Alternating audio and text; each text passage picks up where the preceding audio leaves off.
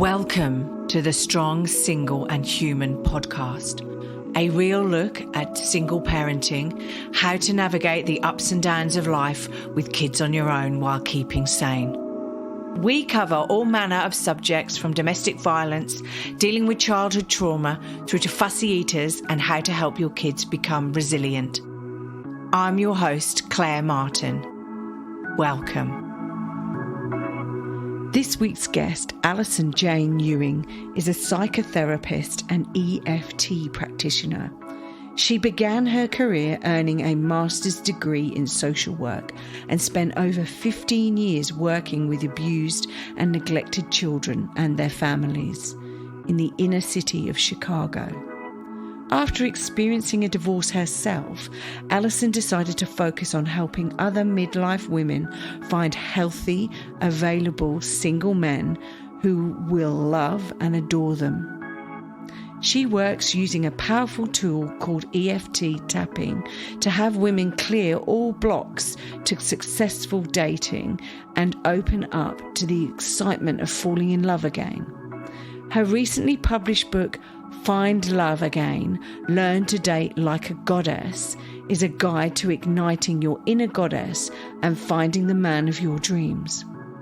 Allison lives with her 2 teenage sons and 2 cats outside of Chicago.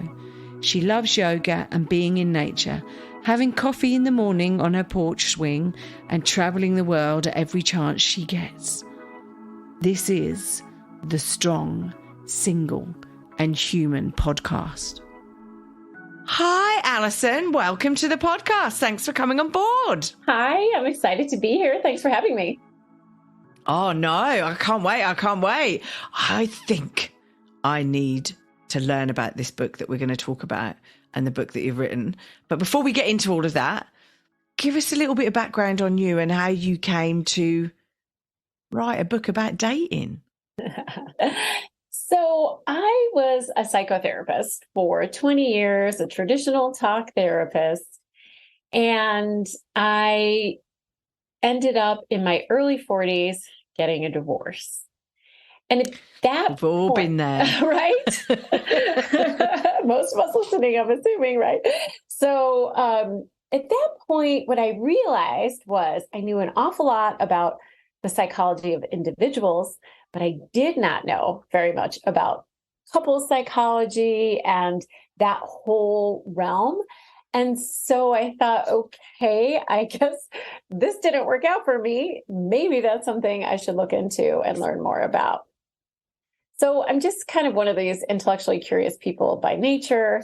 So I started to kind of like do a deep dive and reading and learning. And, I think a lot of probably type A people can relate out there to like, okay, I got this wrong. So now I got to figure it out, right? I got to get it right the second time. And so I really did a lot of research into the psychological stuff.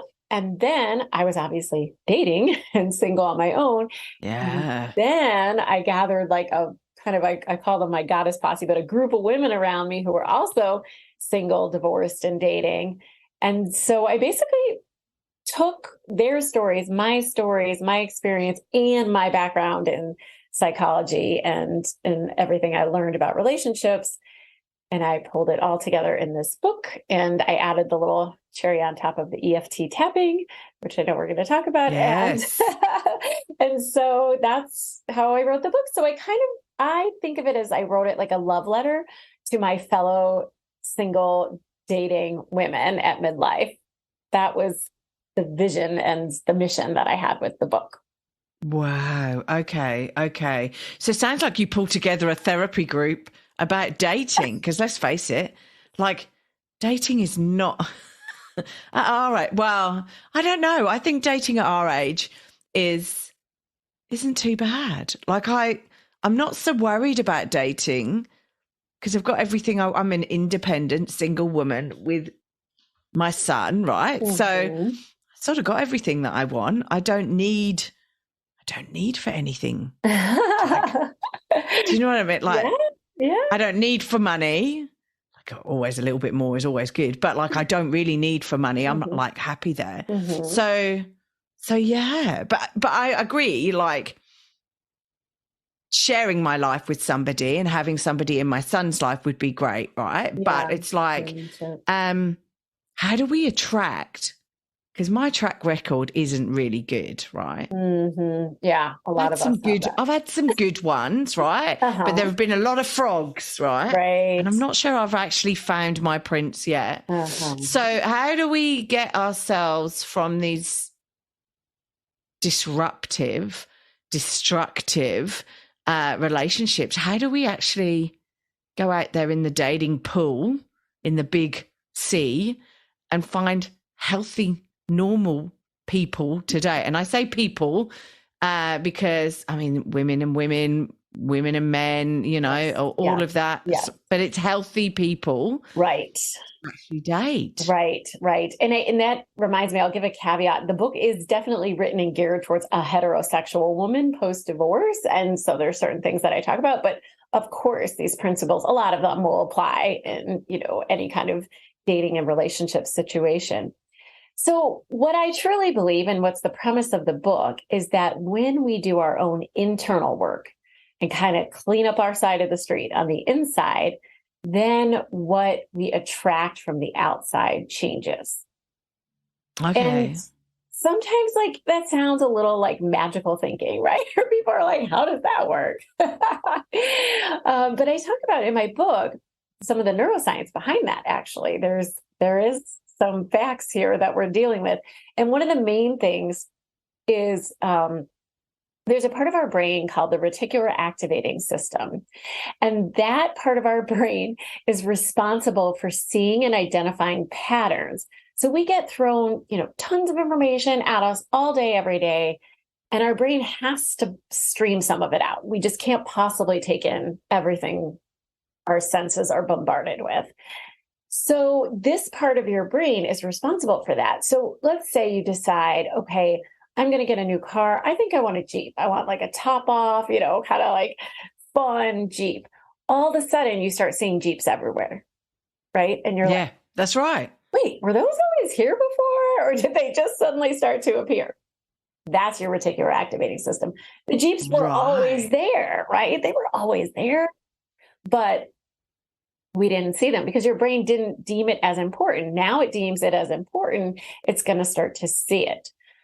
So how does this fit in with dating? Well, you know, you were talking about your track record, right? A lot of us end up, we've kind of realized, oh my God, I'm dating the same person in a different body, right? Like this guy is acting exactly like the last guy. Well, how is that possible? So how that's possible is because your reticular activating system is telling you that you're attracted to certain types of guys. And that might be based on some old story or some childhood wounding or just some basic, what they call psychological schema about what love is. So a classic example is love. If you're one of your early caretakers was emotionally unavailable, like maybe very hot and very cold, somewhat unpredictable, that gets imprinted on you from a very young age as that's what love is.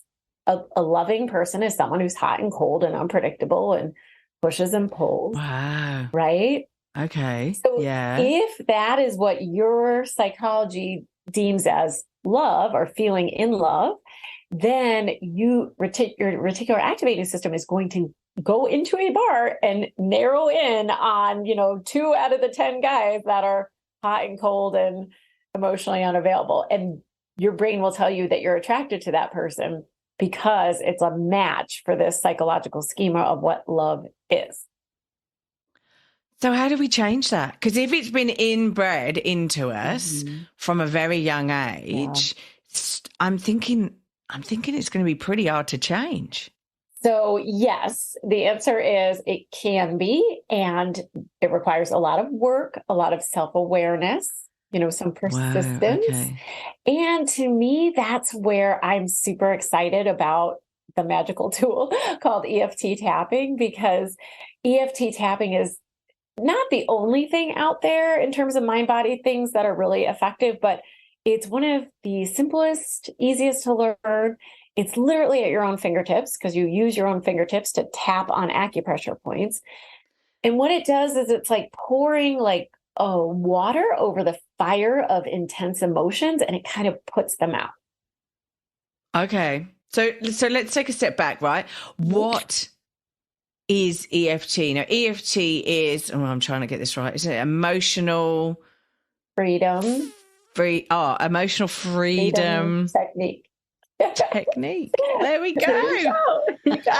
I'm trying to remember. I was going, I know it's emotional something. I know. So emotional freedom technique, right? Yeah. And a lot of and people can use EFT for this tapping technique for anxiety, for dealing with trauma, PTSD, various different things, can't they? Yes. So what is it?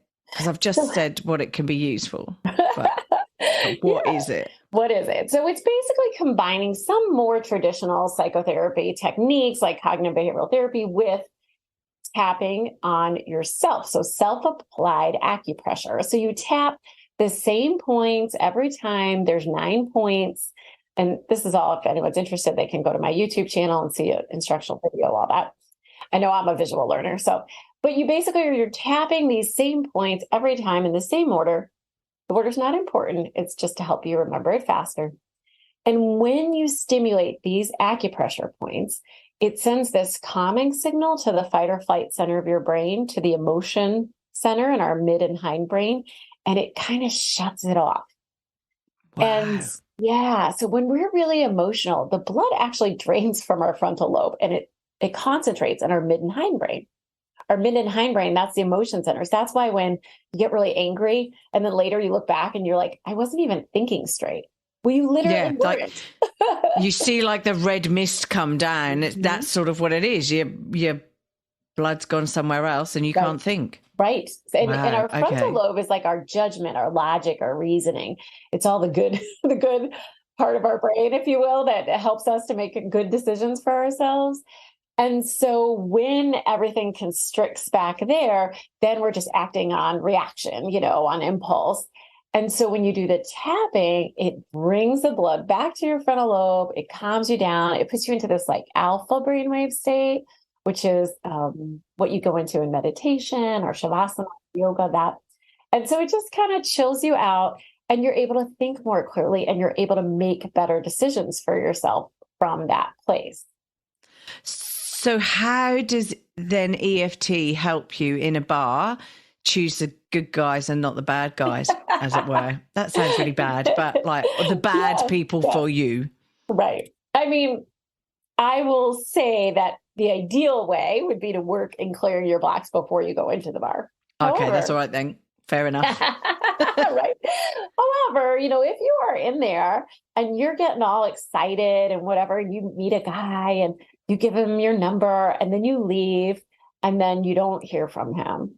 What do we all do? We get antsy, we get anxious, we get tied up in knots. That is a perfect time to tap, because all that like anxiety and, oh my God, is he going to call me? Is he not? Or like if you have his number and you're like dying to text, but you probably shouldn't because you don't want to come off as clingy or creepy or whatever, right? So all that anxiety is a lot of times why we act. So a lot of times we're going to, send that text that we later regret or whatever because of our own internal anxiety. So now with tapping, you have a tool for your own internal anxiety. So you can tap on the fact that I'm so anxious that he hasn't called me yet, or I'm dying to text him and I'm trying really hard not to.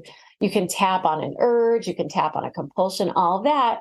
You're pouring that water on the fire, putting it out. And if you tap long enough, the urge to call the person or the anxiety about them not calling you will go away.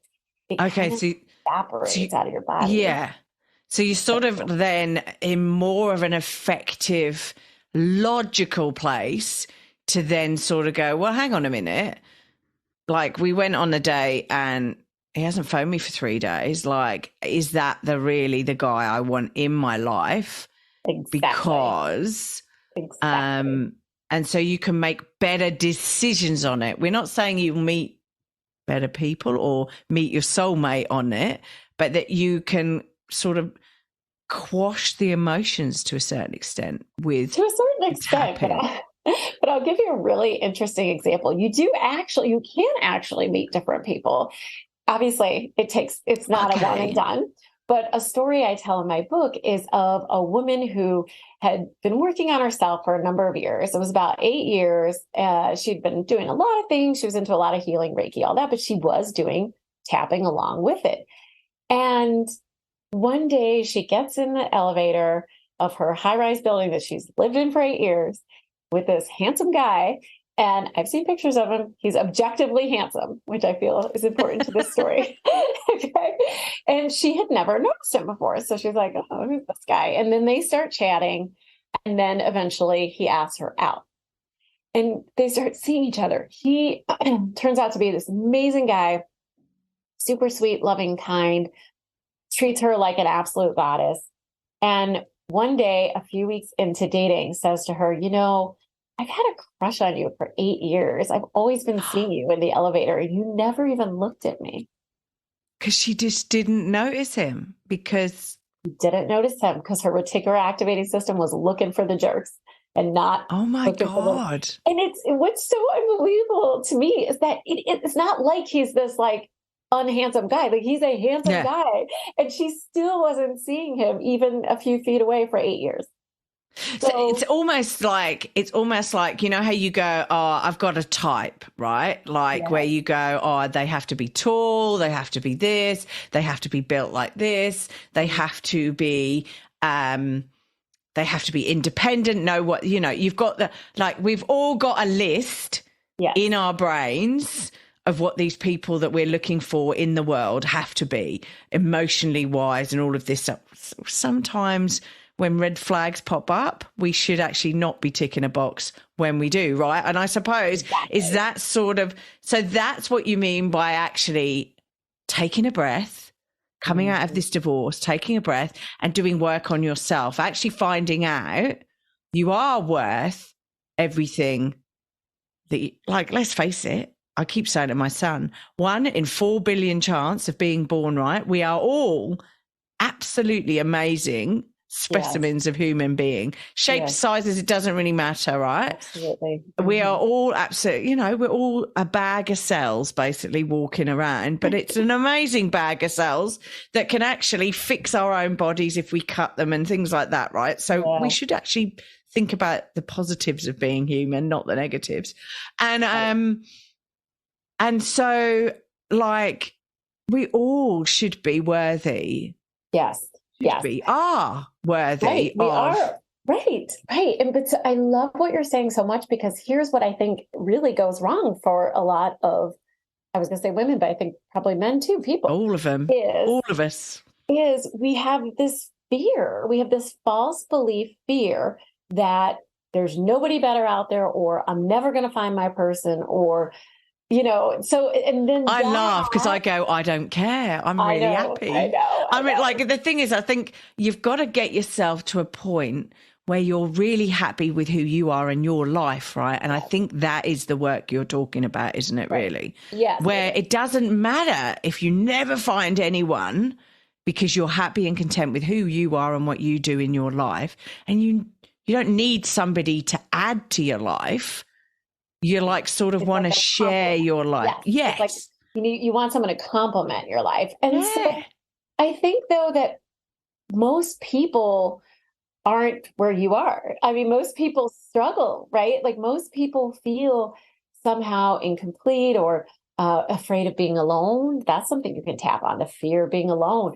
Most people are afraid, I don't want to grow old alone, or I don't want to die alone. Or there's these fears that then they drive people. They take that blood away from the frontal lobe and they drive them just into a relationship, any relationship, just to be in a relationship. And that's when you ignore those red flags. And that's where you say, oh, it's not that big of a deal. Just because he doesn't prioritize me, it's okay.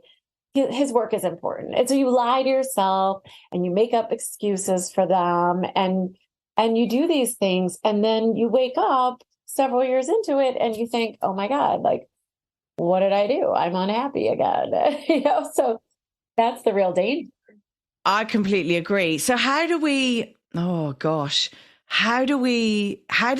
EFT actually help us with ourselves then? Because I think there's two parts to all of this, right? There is healing yourself, giving yourself time to actually heal. And I don't care whether you are the instigator of the breakup and you're the one who's gone, oh, I'm not happy and I'm leaving, right? Or whether you are the injured party, for want of a better word. Injured party is probably not, but and therefore you've not wanted the relationship to break up, but it has, and it's been out of your control as such. So I think both parties need to heal, because there were views and things like that actually come out of that. And I'm not saying, although I'm happy at the moment, right, I've still got a lot of work to do, right, people? So don't worry about where I'm at. But I am really content and happy with just being on my own, right? So if people compliment and want to come into my life and compliment it, then great. But I'm not sitting here sadly surfing through apps going right, left, right, left, right, left, right. I'm not doing any of that, so it's all good. Although that may be challenging for the men in my life, but who knows? Because I maybe aren't as attentive as maybe these men want, but maybe I don't want a man who's attentive, who wants me to be attentive. Right. Oh my God, we just went down a psychological rabbit hole there. Less about me. So the first step really is healing ourselves. So how does EFT actually help us heal ourselves? I know you've said like if you're anxious or if you are worried about like somebody phoning you back and things like that, but how do we actually, and are you saying that, well, I'm throwing a lot of questions at you here at the moment, but are you saying EFT is a complement to a complementary method to going to counselling, getting therapy, whatever, and that it complements those? Do you do it in parallel to sorting yourself out, as it were? I think whatever feels most comfortable to you, but absolutely it can be a complement. For me personally, right now, I don't do traditional talk therapy anymore. I do work with an EFT practitioner only. But in the past, I've done both parallel. So I've also worked with an EFT person and a coach at the same time. So I think it's just kind of like whatever is calling to you, whatever you need. What I think might be a good way to tell, okay, maybe I want to try this EFT, is if you are either working with a coach already or working with a therapist already, and you're feeling kind of stuck and you're feeling kind of like, okay, things are not moving in the direction I want. So sometimes I get referrals from traditional therapists who say, okay, I got my client to this point. They have all the insight. They've figured everything out, but they still can't change. You can figure out, okay, I know exactly that I'm attracted to these guys because, like, let's say you had a really chaotic mother growing up, and so you keep dating people who create a lot of chaos. And now you've been in therapy and you realize that, and you're like, oh my God, I'm dating my mother. Like, I'm repeating this pattern. So sometimes you can have the insight, but you keep doing it and you can't break out of the emotional trap. That's a good indicator of, okay, maybe I'm going to try the EFT tapping. And the way we think about working with problems like that in EFT is if the problem is like a tabletop. So if the tabletop is, I keep dating people who create a lot of drama and chaos, then we want to collapse that tabletop, right? We want to get rid of that pattern. So we're going to look at what are all the different legs supporting that tabletop. So we'll start working, and EFT really is meant to be a self-help tool, and you can use it self-help, like the example we gave earlier about the waiting for the calls and stuff. But if you're going to do some like deep, uncovering some deep stuff work, that's when I recommend you work with a practitioner. And so you'll start looking at, okay, let's think about some of the patterns, some of the early patterns, maybe some of the big memories or a traumatic memory from your early childhood of one of your caretakers acting really dramatic or creating a lot of chaos, and kind of tapping on the emotion that comes up. Because what's so interesting, there's this great book out there by Dr. Bessel van der Kolk called The Body Keeps the Score. And I just love the name of that book because it kind of it says everything, right? The body keeps the score. And when we think back to these childhood memories, we think, oh, they're so long ago. But do you notice that when you think back to them, physiologically, you feel all the things. You feel the butterflies in your stomach, the tightness in your throat, right? It's like your body is right back to 5 years old, 7 years old, whatever it is. So it's living in your body. Those traumas, those emotional blocks are in your body. And so when you work with a practitioner, you have an opportunity to tap while processing those feelings, and you release them out of your body once and for all. And it's right. Okay. And so because you're actually calming down the emotional side of your body and how you dealt with that as a child, which could have been a heightened emotional situation. Exactly. You're now calming that down with the tapping. Yeah. And logically, it's sort of, you're able to logically think through it. Yes. It appears that actually what happens is a new neural pathway is created. Oh, okay. So like an easy way to think about it is if you're thinking of a memory and whenever you think about it, maybe let's say a car accident, it's a very common trauma people have. You think of the car accident and you go into, fast breathing, panic mode. Tight. Yeah. So your body physiologically reacts as if it's right then. If you tap on it, suddenly you can think back to the car accident and not go into all that physiological reaction. So you remember it. You don't lose the memory. People always get confused about that. You don't lose the memory. You remember it. But what my clients mostly say to me is, feels like someone else's story now, because they're no longer having that biochemical reaction in their body when they remember. It's just like if you remembered a movie on TV, it's like that. So putting water on the fire. Yeah, exactly. And this taking the heat out of it. Yeah.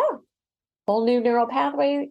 And the really cool thing is when you tap and you start clearing out that emotional gunk, the other side, like sort of a nice side effect that you get is insight drops in. So I love that about tapping. It's not something people talk about that much, but all of a sudden these new insights can drop in out of nowhere. You'll get this idea or you'll get this thought. And I kind of think of it like if you have like a really mucky closet, you start cleaning stuff out, you find treasures in there. Like you're like, oh, look at this. I hadn't seen in a while, right? So it seems like something like that where you can start tapping and you can say like, oh, there's no good men out there. I'm never going to find a guy. Da, da, da.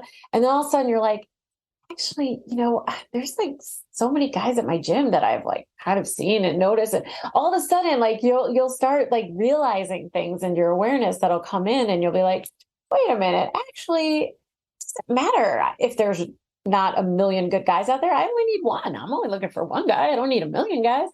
So the fears and maybe some of the negative talk, friends and family will be like, oh God, you're single, over 40, over 50, people like, they freak us out, right? And so when you pour that water on that fire, then you're no longer freaked out. Then your mom can say to you all you want, like, when are you going to find a man? And it no longer triggers you. You're just like, I will at some point. My mom says, why do you want to find a man? Why are you going and dating? Like, you're free. You can do whatever you want. So I'm like, well, that's true, actually. Yeah, there we go. A lot about why you're calm, and there we go. Yeah. But yeah, no, wow. So okay, so this is it's almost like changing your perspective. The tapping is like enabling you to change your perspective on things that you've got, traumatic events that are influencing what you do and who you choose now then. Yeah, absolutely. And it's pretty wild. I mean, I can tell you many, many examples of my own life and my clients where you tap on something, like let's say some conflict you're having with somebody in your life. And then afterwards they call you and they'll be like, I'm sorry, let's just bury the hatchet on this. Like I've had these stories happen so many times now. I'm convinced it's not a coincidence. It's you shift your energy and the other person feels it and then they respond and react differently. It's really fascinating. There's a few people I need to be tapping and shifting my energy on at the moment, I must admit. No, that's fair enough. That's fair enough. And talking to you at the moment, right, and I'm sitting here, and I know you geared your book as a love letter, like you said, to women, right? Mm-hmm. But we're not saying that this EFT tapping is not going to work for men, right? Because oh, absolutely. Yeah. Like I said before, we're all a bag of cells, right? So at the end of the day, if tapping's going to, it's not a magic witchy woman trick, right? It's right. It will work for men, and because it's actually then enabling them, and maybe it's a bit easier for men. Like, we talk about all our emotions, and we'll sit like you did, bring all the girls around and like have a discussion around dating and the perils of it and all of those things, right? But men don't. So I wonder if this would actually help them to deal with some of the issues and the women that they're choosing to move forward in their lives. Yeah, I mean, and I can tell you that I've had a few single guy friends read the book and say they found it helpful. At the end of every chapter, I do have a tapping script. So I kind of teach a lesson, have a script, teach a lesson, have a script. And so you read and you maybe get a new perspective from the chapter, and then you tap and you kind of anchor that new perspective in and clear any resistance that you might have to it. And so I have had some guys say too that it just helped them to understand the woman's perspective on dating better after reading it too, because it's almost like giving the, a little inside behind the curtain peek for them. Yeah, absolutely. So do we all midlife women, you and I, and the other ones out there who've been for a divorce at 40 odd, do we all suffer similar things regarding dating? Yeah. Similar, do we? Question. I mean, I think that you seem to be an outlier in a lot of ways, because I think, you are, like you said, happy and content. And I have a lot of I just don't care. Right. I've probably got too old and don't care anymore. I'm like, okay, I don't care. This is me, right? Deal with it. But yeah. But I mean, I think that's honestly the best way you're going to draw in the right partner for you. I think a lot of women go out there and they pretend to kind of be someone they're not, because they want to get the guy to like them. So the one chapter I have is like how Cinderella fucked me up. And and I talk about how when I was dating, I went into it thinking like, okay, I have to, elbow these other stepsisters out of the way to get the guy's attention. And I have to be cute and smart and funny and all the things to get him to choose me. I thought dating was all about being chosen. It didn't occur to me that I was also the chooser until I have to agree with you. I have to agree with you, right? Mm-hmm. It's just like previously when I was dating, I would be like, oh, I'm going to be the winner out of all of this, right? Yes. And you sit there and go, no. Like, they are the winner, right, in dating me, right? Absolutely. So it's a complete spin round of, like, I'm not big-headed and all of that stuff, right? But at the end of the day, and I wear shapewear and all to those things. Yeah. But, like, it makes you feel good. I mean, that's fine. Yeah, exactly. Right? I mean, the book is Find Love Again, learn to date like a goddess, right? Because that's the key, is that that you want to show up as your most goddessy self, which is, and a goddess is like, I know I'm a prize. Now, obviously, you want to find a prize too, but you're the prize. And that when you show up on a date, it's like, of course, it would be nice if you like me, but also I'm just looking to see if I like you.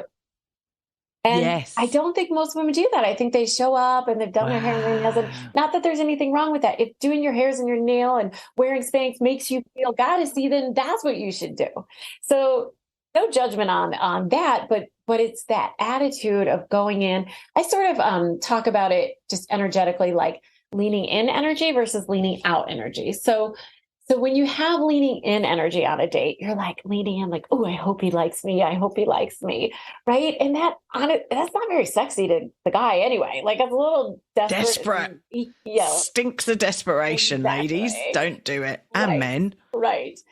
But if you show up on a date and you kind of have a leaning back, like, I'm just checking you out, and I'm going to see, and I'm going to be open. I'm going to receive your attention and your whatever you've got to show me. It's just very relaxed. It's very chill. It's very confident. It's very feminine, because feminine is all about sort of receptivity and going with the flow. And so that is very magnetic to men.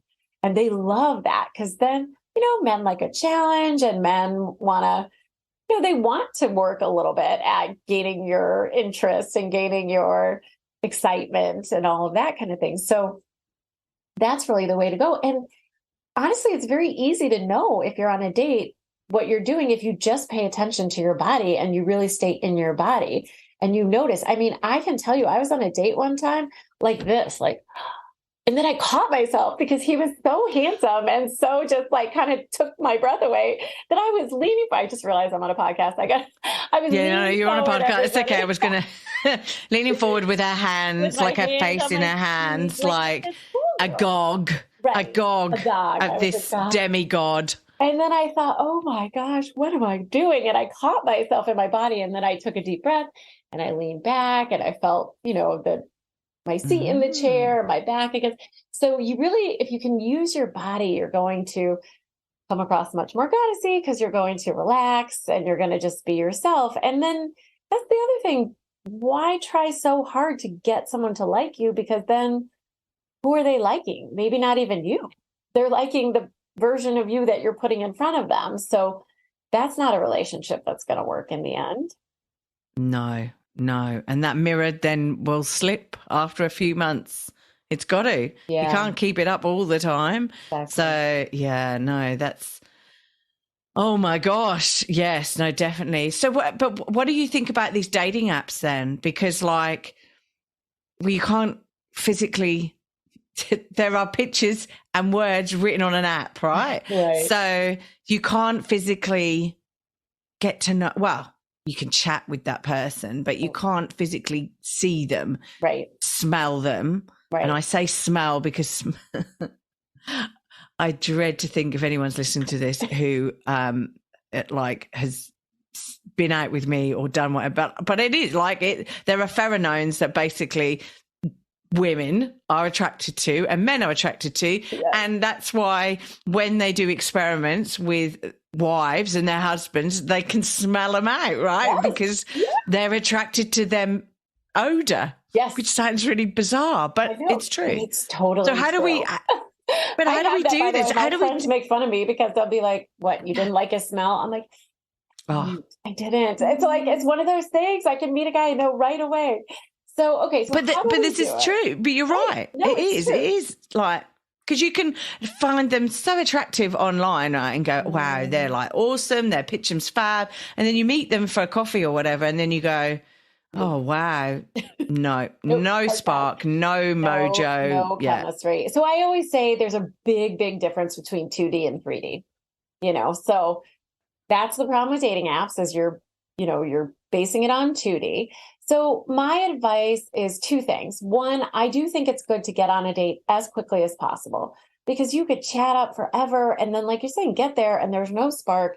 And it's sort of like, okay, where do we go from here? Now I just, spent all this time, or now it's uncomfortable to kind of end it or whatever. Right. So I do think that I know a lot of times women are scared or nervous, about maybe doing that. That's something you can tap on. If you're meeting a guy, I was going to say, place during the day, it's fine. But then what if you're anxious about, this guy did not rock my boat and I need to say goodbye. Yes. That sometimes people find that really stressful too, right? Yeah, sure. Because they don't want to they're not going out there to break people's hearts or whatever, right? Yeah, exactly. But they could use EFT to deal with that anxiety and that emotion as well, right? Yeah. Because it's about reconnecting, maybe as a child, potentially, they dealt with some traumatic incident, scary, traumatic, whatever it was, incident where they said no to somebody and it all blew up in their face and everything was horrendous. Right. Then maybe they feel like letting, I can't say, it's not about letting people down, not letting people down gently or saying, no, sorry, not today, thank you, is a stressful situation for them. Absolutely. In a work environment or a relationship environment or, in general, right? Right. But EFT would help them with that, wouldn't it? Yes, it can definitely help them with that. So you can help it, in the moment. You can tap before you maybe say, reach it, if you're going to like text a person back and say, hey, it was nice meeting you, but I just didn't feel like a match to me, or I just didn't feel that spark that I'm looking for. I think that as long as you're just like really honest and really just straight into the point, most people are going to understand. I have had some guys act like jerks after that. I will be honest, but most don't. Most are like, hey, you know what? Thanks. I appreciate your honesty. I appreciate you letting me know. Don't ghost people. I just really, this is my PSA. Like, do not ghost people. So many people do it because they're exactly what you're saying. They're afraid. But then it's like, but you wouldn't want someone to do that to you, right? So just golden rule, just text them and say, hey, it was nice meeting you. I appreciate the time. Just didn't feel like a match to me, period, the end. And if that's hard, you can tap before that. So that's one thing.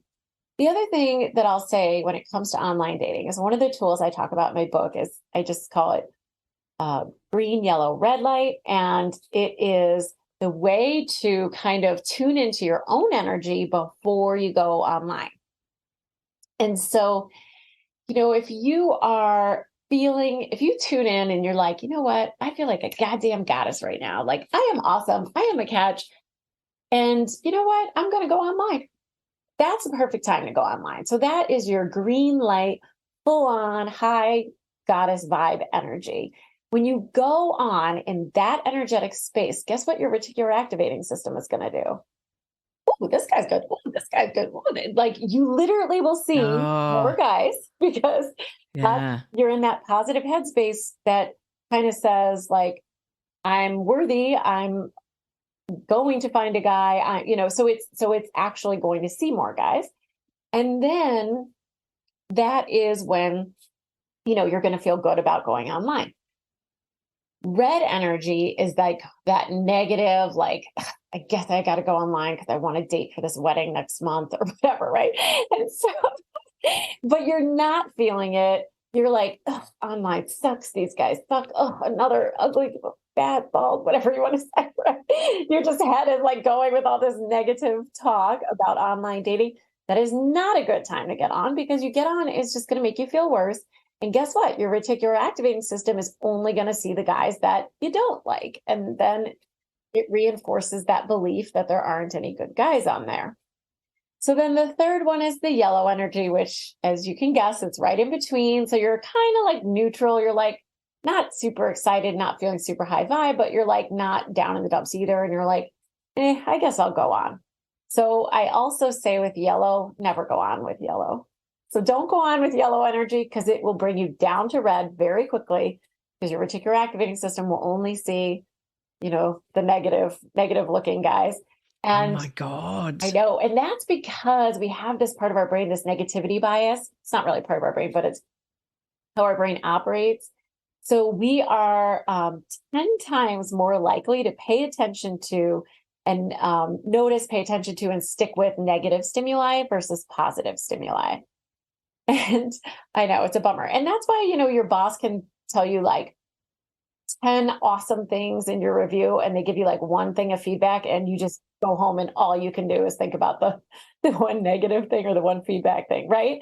So that is our brains. Our brains have this negativity bias to just like focus in, narrow in, and then attach really hard to negative. So that's something that we have to kind of be aware of and fight against. And when you notice positive things, take them in more. There's a great book on it called Hardwiring Happiness by Rick Hansen. And he talks about how to basically rewire your brain slowly over time. But it's like developing a muscle at the gym. It takes time, it takes practice. You have to kind of work at it. So that's not going to happen overnight. So my rule of thumb is, if you're at all, in the yellow, it's going to bring you to the red to go on it. So just don't go on it. If you're in the red, definitely don't go on it. But if you're in the green, like, go on it, and if you are in the yellow or the red too much, go out and do something, like live your life, like find things to do. In my book, I call it like create a goddess bucket list, like anything and everything you've ever wanted to do that maybe you couldn't when you were in a relationship, or just that you just never thought about, or maybe like you didn't have the money when you were younger or whatever. No, now you can.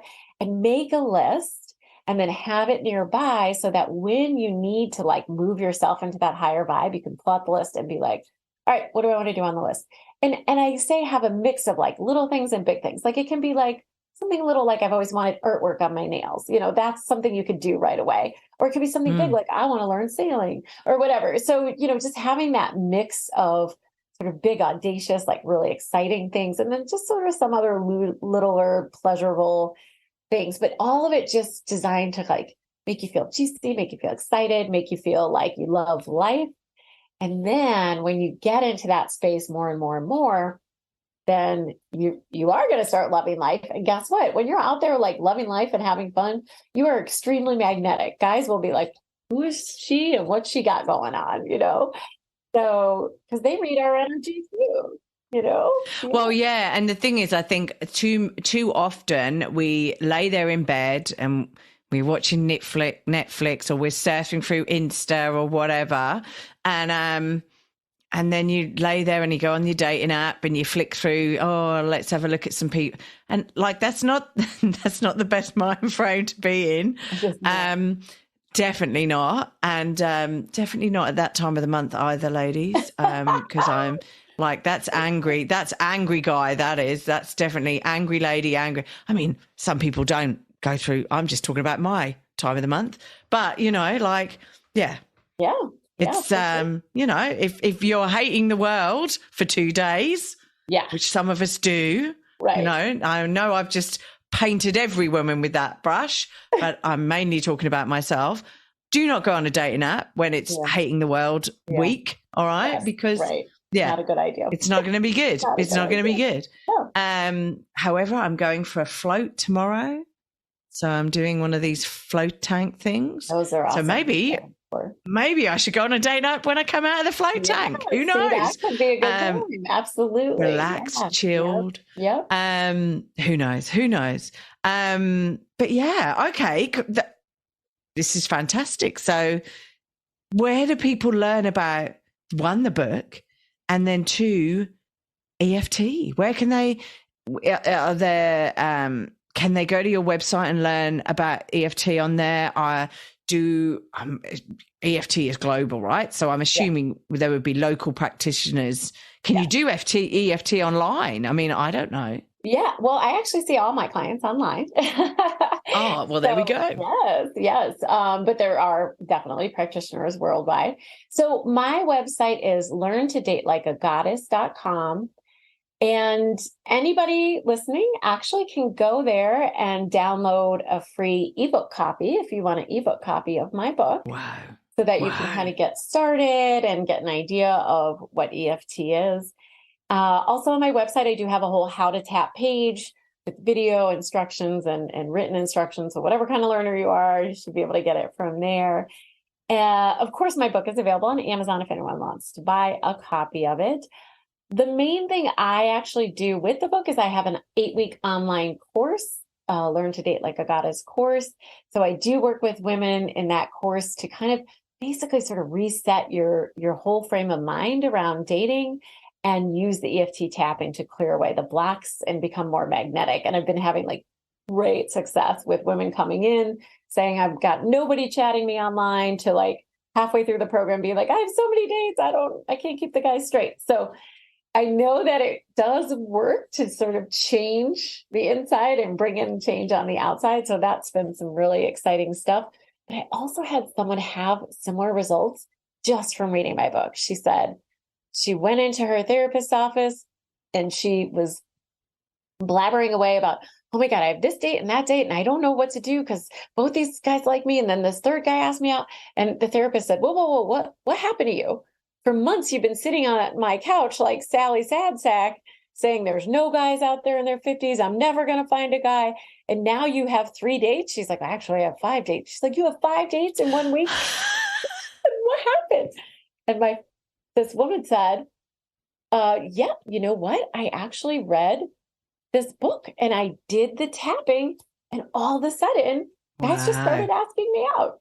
So she changed her own energy on the inside, and, she became magnetic on the outside.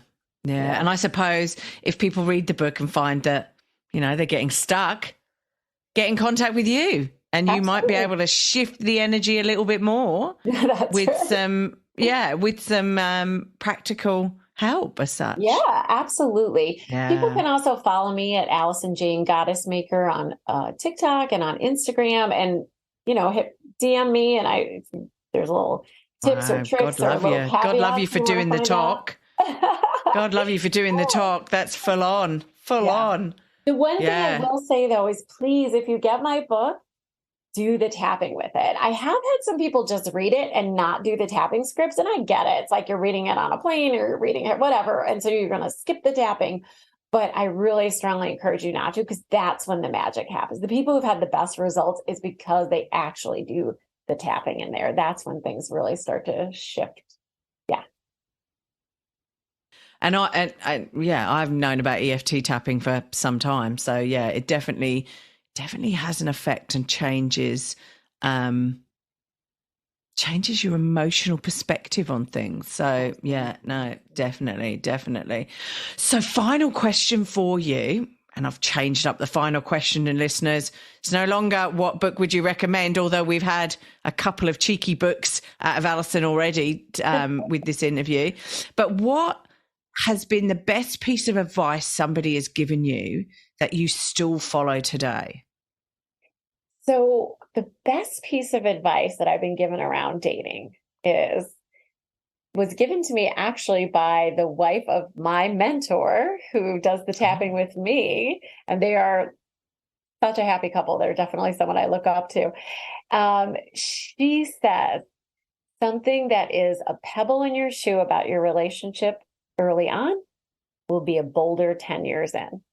Yeah, wow. And I think about that when I start dating someone new, and, it's really easy. There's these little pebbles that you're like, that's not that big a deal. And I'm not talking about like, toothpaste cap on or off. I'm talking about like values or, it's like, oh, well, they have like a different value on this than me. Like, that's a pebble now that will definitely be a boulder. So if you're dating, like, cut bait and go. Yeah. Like if you don't like their shirt, that is definitely not a pebble, right?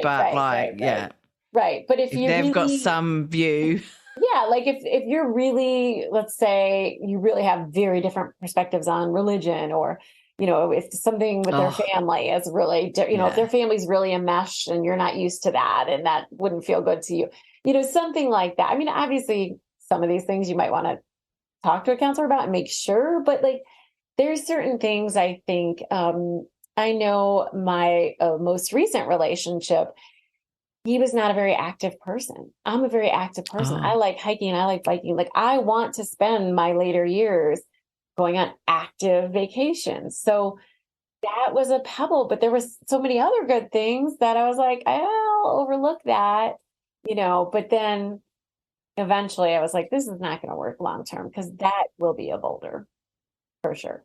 Yes. No, exactly. No, good advice there. Definitely. Well, look, thank you for coming and joining us today. Thanks ever so much for spending the time with us, talking to us about EFT. It's been fascinating. Thanks. Thank you so much for having me on. I really enjoyed it. I love talking about this. No, it's great. I think people need to get out there, have a read of your book and see what happens. And if things happen, I'm not talking about marriages or anything like that, but if, people find that there's things that are happening and changes that are happening, get back to us. Tell us here at the podcast, and we'll forward that through to Allison. Yeah, that would be definitely. Definitely. Okay. Cool. Okay. Well, look, thank you again for your time, and we'll speak again. All right. Sounds good. Thank you so much. Thanks for listening. If you've enjoyed this podcast and you would like to hear more, please hit subscribe wherever you like to hear podcasts. If you would like to support us further, share this episode with your friends and family. And finally, drop us a review on iTunes, as I'd love to hear your thoughts, comments, and ideas. It all helps me to understand and produce awesome content you want to hear just like this. If you want to check out our past episodes, write to us, appear on the podcast, or for links, resources, and show notes, go to our website, www.strongsingleandhuman.com. We are also on all the usual social media platforms, Insta, Facey, and Twitter. I hope you have a wonderful week, and I hope to see you back here again soon. Be kind to yourself, and remember, no one is perfect. We're all just putting one foot in front of the other and doing our best. I'm Claire Martin, and you've been listening to the Strong, Single, and Human podcast.